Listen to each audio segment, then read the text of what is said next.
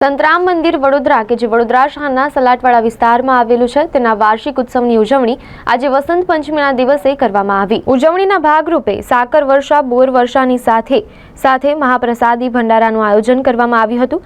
સંતરામ મંદિરના મહંત ગણેશ મહારાજે જણાવ્યું હતું કે વર્ષમાં માત્ર એક વખત સંતરામજી મહારાજ આરતી વડોદરા સંતરામ મંદિર ખાતે ઉતારવામાં આવે છે તે દિવસ એટલે આજનો વસંત પંચમીનો દિવસ। ઉત્સવની માહિતી પણ તેમણે મીડિયા માધ્યમોને આપી હતી। શ્રી સંતરામ મહારાજના પટ્ટ શિષ્ય હરેરામ મહારાજ એ સંતરામ મંદિર વડોદરાના પ્રથમ મહંત હતા। 1947 પહેલાંથી આ મંદિર છે અને અહીંનું વસંત પંચમીએ સાકર વર્ષા અને આરતી દર્શન થાય છે।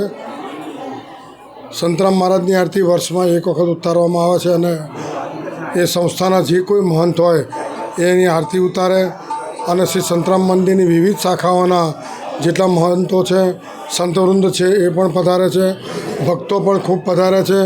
દશરથના આજુબાજુના ગામોના ભક્તો પધારે છે અને 5,000 માણસનું ભોજન પ્રસાદ હોય છે અને તે સમયે બપોરે 12 કલાકે આરતી દર્શન અને સાકર વર્ષા થાય અને બોર પણ ઉછારવામાં આવે છે, જેનું બાળક બોલતું ન અથવા તોતડું બોલતું હોય એના માટે સંતરામ મહારાજની બાધા રાખે છે। અને પોષ સુદ પૂનમે સંતરામ મંદિર નડિયાદની અંદર સૌથી મોટો બોર ઉછારવાનો મહિમા છે અને નડિયાદની બધી જ શાખાઓમાં બોર ઉછારવામાં આવે છે અને ત્યાં બાળક બોલતું પણ થાય છે અને એનું તોતરાપણું પણ દૂર થાય છે। વસંત પંચમીનું મહત્ત્વ છે કે મા સરસ્વતીની ઉપાસના છે અને મા સરસ્વતીની ઉપાસનાનો આ દિવસ છે અને વંદે વાણી વિનાયકૌ ગણપતિ ભગવાનની પણ સાથે વંદના છે એટલે બંને વંદનાઓ સાથે વસંત પંચમી ઉજવવામાં આવે છે। વસંત પંચમીથી ઉનાળાનો ધીરે ધીરે પ્રારંભ થઈ રહ્યો છે।